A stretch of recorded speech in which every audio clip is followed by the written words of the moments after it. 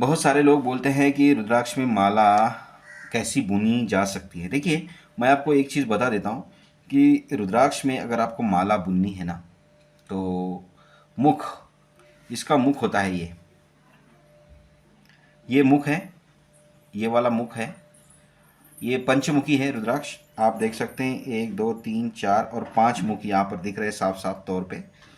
और मुख से मुख लगाएंगे, ये 1 2 3 4 5 मुख है। इस मुख से इस मुख को लगाइएगा इस तरह से, तो ये माला बन के तैयार हो जाती है। और फिर दूसरा रुद्राक्ष लीजिएगा, तो अब इसका तो मुख इसके मुख से लग गया है ना, इसका मुख इसके मुख से लग गया है। अब आप कैसे माला बनाएंगे भाई? तीसरा रुद्राक्ष आपके पास है, अब उसको आप कैसे लगाएंगे? इसका भी मुख मैं ढूंढ लेता हूँ, और ये मुझे इसका मुख कहाँ है, ये मिल गया। अब इसका तीसरे का मुख मिल गया है, इन दोनों का मुख एक दूसरे को लग गया है। अब बोलते हैं कि रुद्राक्ष की माला तभी पवित्र मानी जाती है जब मुख से मुख लगे और पीछे से पीछा लगे। अब पीछा कैसे आप पहचानेंगे, ये मैं इस वीडियो के माध्यम से आपको बताऊंगा। देखिए, अब भाई इसके पीछे ये वाला जो रुद्राक्ष है, इसके पीछे से इसका तो हम मुख कभी लगा नहीं सकते, फिर ये अशुद्ध माला बनेगी आपकी। ठीक है, अगर आपको कोई साधु संत, कोई भी महाराज, कोई भी जानकार बोले कुछ नहीं होता है, बिल्कुल भी मत कीजिएगा ऐसे।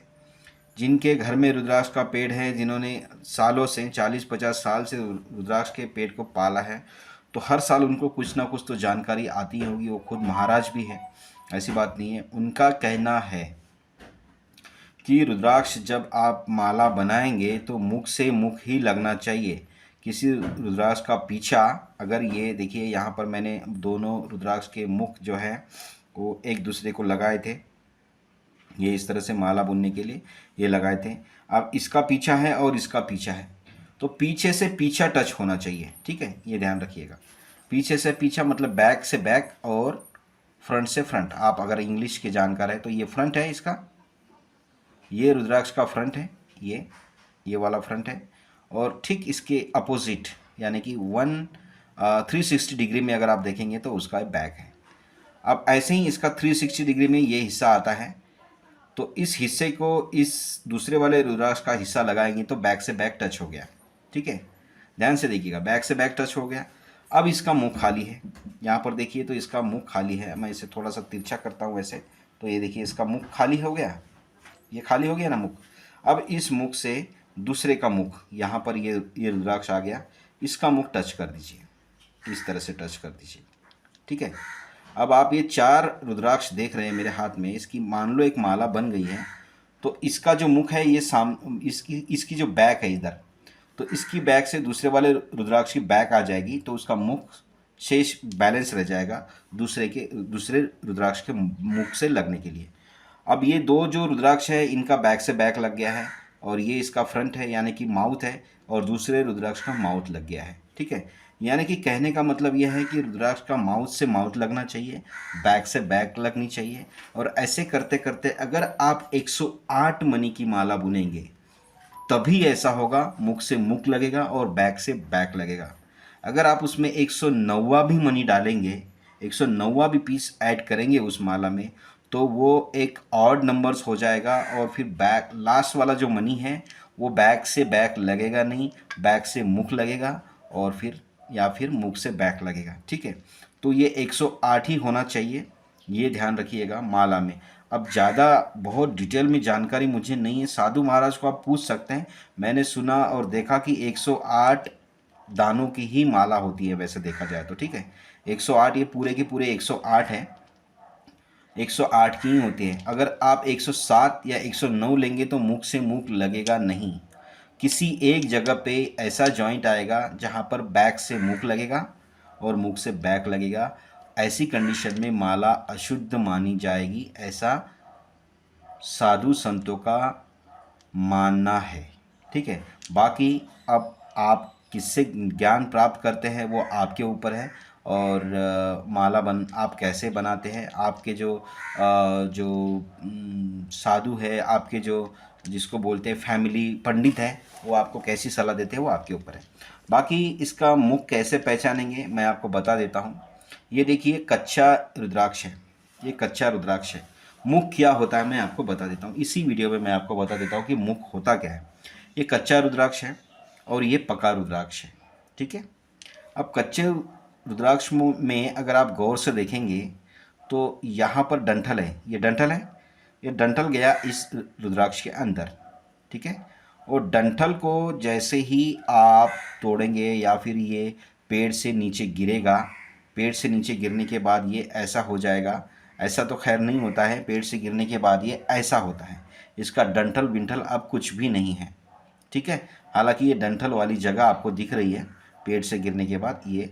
और इसको फिर क्या करते हैं, जो जानकार लोग होते हैं वो क्या करते हैं, पानी में भिगा के रखते हैं। 10-12 दिन 15 दिन पानी में भिगा के रखेंगे और फिर इसका जो ये छिलका है ये सड़ जाता है।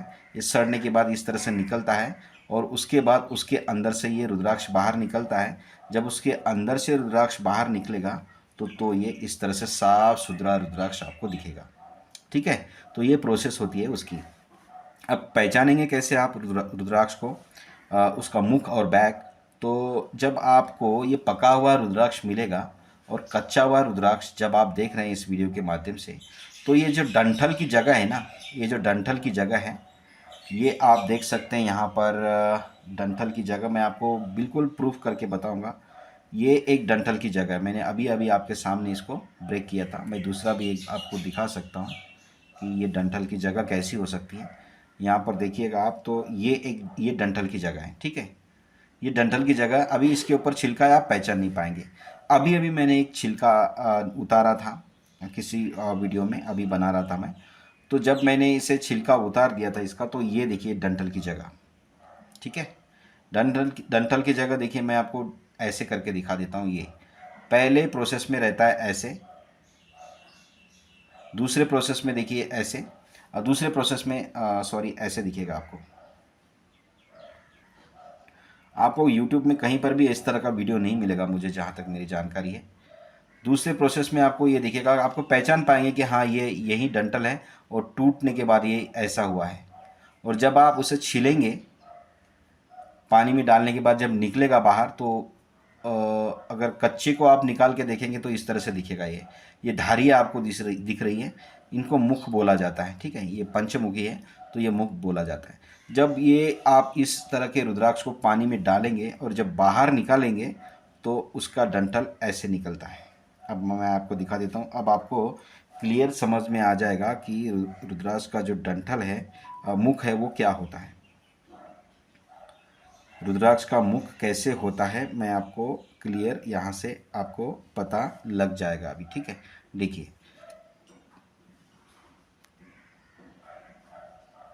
पहली स्टेज ये डंठल है, दूसरी स्टेज डंठल निकल गया ये वाली, तीसरी स्टेज देखिए आपको थोड़ा थोड़ा पता लग रहा है कि ये डंठल की जगह है, और चौथी स्टेज जब रुद्राक्ष पूरा तैयार हो जाएगा आपको ये धारियाँ भी दिखेंगी। जितनी धारियाँ उतने मुख, और बीच में डंठल की जगह। और जब जैसे ही आप सुई यहाँ पर डालेंगे तो ये देखिए जिस भाग से सुई जाएगी वो भाग है मुख।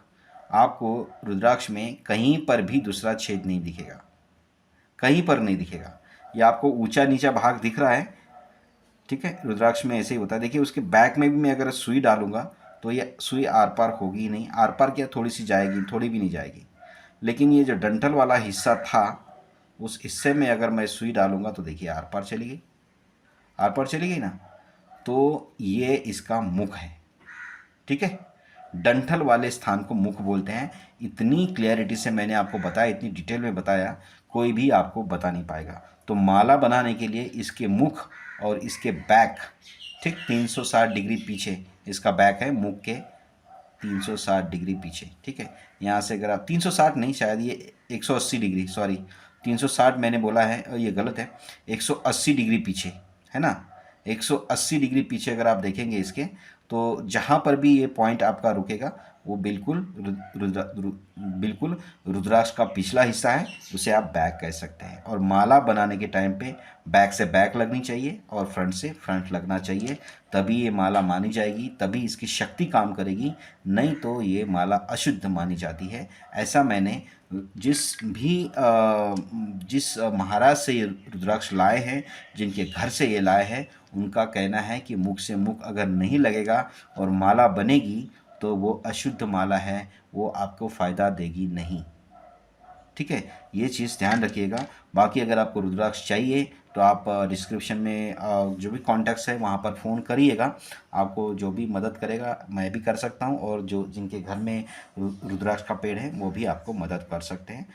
इस वीडियो में इतना ही। अगर आपको लगता है कि ये डिटेल वीडियो आपको अच्छी लगी तो इस चैनल को ज़रूर सब्सक्राइब कीजिएगा और वीडियो को लाइक और शेयर भी ज़रूर कीजिएगा।